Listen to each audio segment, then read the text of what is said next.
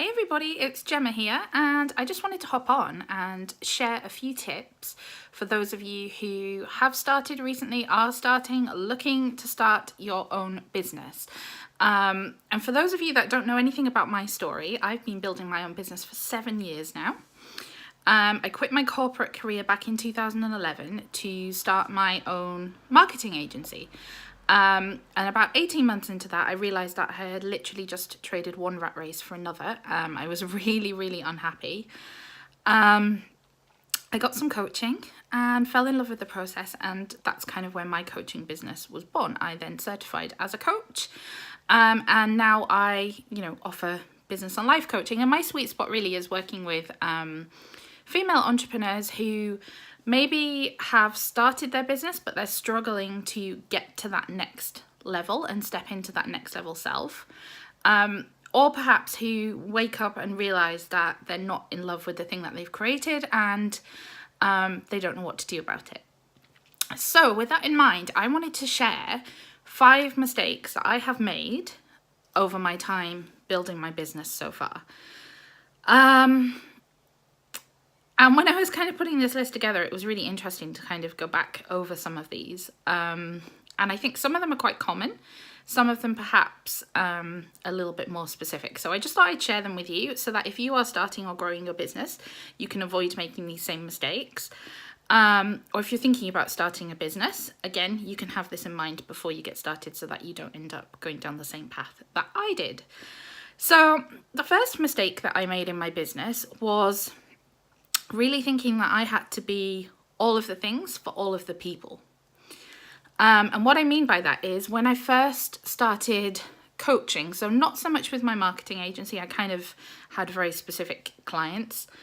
But with my coaching business, I sort of was so excited about being able to help people that I was very broad as to what I was offering and who I was offering it for. So I kind of had life coaching there, I had business coaching, I was working with people who wanted to build up their confidence. I was working with people who were just starting out in business. I was working with people who didn't really know what they were doing with their life, and it was kind of a bit all over the place.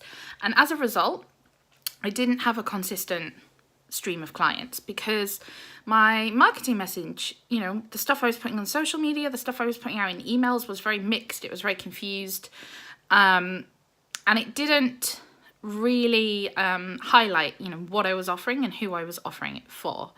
So that's the first mistake. Now with that in mind, I do think when you're starting out you shouldn't get too concerned about being super specific about who your ideal client is and who you want to work with. That will always change over time. So don't get too hung up on having one specific type of person that you want to work with. Be open to what flows into into your business and into your environment, and see how you feel about coaching and working with that person and the issues that they have going on. But don't try to be all the things to all the people. So that's just something to bear in mind. So that's the first thing that I did wrong. The second thing that I did wrong was thinking that I would just put myself out there, launch the thing, and everyone would flow. Thinking that basically my clients would find me just because I had a website or just because I was putting something out on Facebook. And this actually is one of the biggest mistakes that I made for such a long time. I got really caught up in this kind of, fear of, oh my God, why are the clients not coming to me? And seeing other people have successful coaching practices. And I felt like I was doing all of the things. I was writing the blog posts. I was, sending out my weekly emails. I was showing up on Instagram and Facebook. And yet it just wasn't a consistent, steady stream. And the truth is, if you are running a business, you have to be proactive about finding clients. And we have a great opportunity to reach such a wide audience now through things like Instagram and Facebook. And definitely you want to be utilizing them, but you also want to be reaching out to people on a personal level.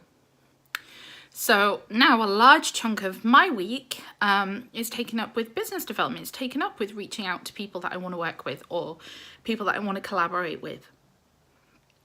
So really from the beginning, have that mindset of, being proactive, taking ownership of your business and doing what you need to do to put yourself there in front of the people that you're really, really here to serve and the people that really need to hear your message. So that's the second mistake that I made, which was thinking that everyone was just going to stumble across me and instantly want to work with me.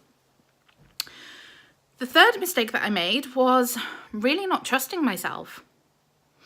But instead getting very much caught up on what everyone else was doing, what they were offering with their programs, how much they were charging, how many sessions they were offering to people, what they were coaching people with, instead of really trusting what was going on for me in here.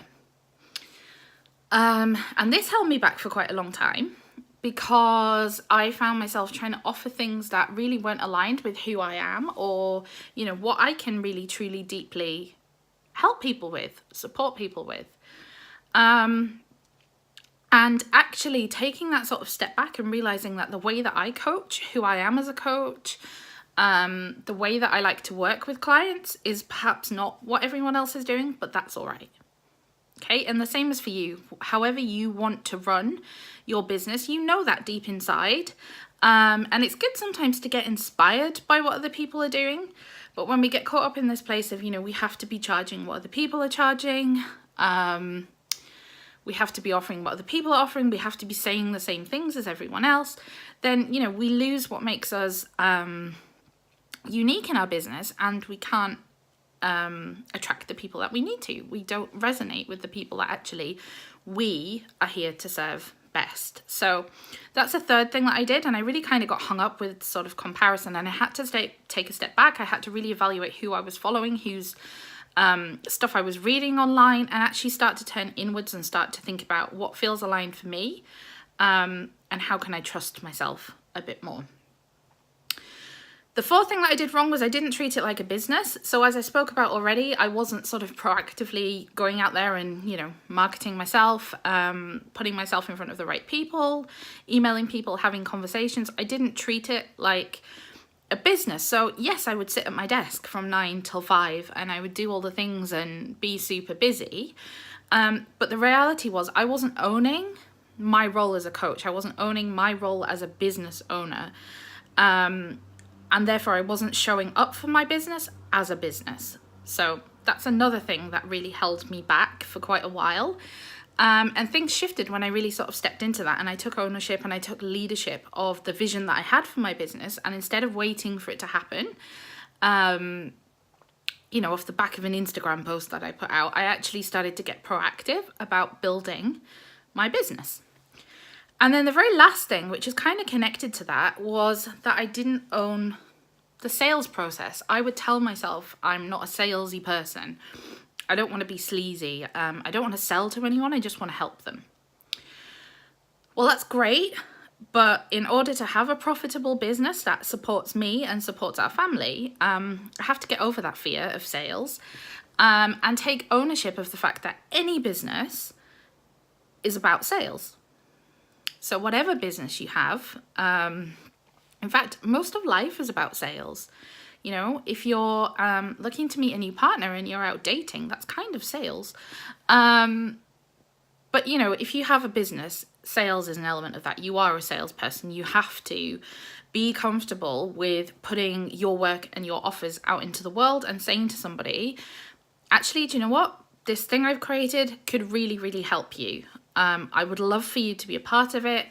Here's the cost, let's have a chat about it. And without doing that, you're never going to sort of get to those levels that you want to get to. You're never going to get to the next level. You're never going to have a profitable and scalable business.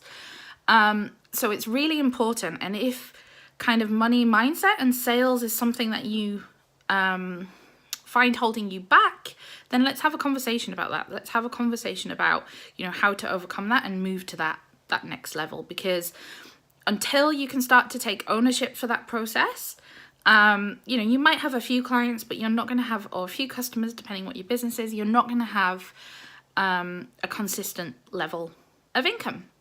So those are the 5 kind of mistakes that I've made throughout my business. And with each one, when I've shifted and changed, my business has stepped into the next level. So I just wanted to share those with you. If anything kind of resonates, then, just reach out. Let's have a chat about it.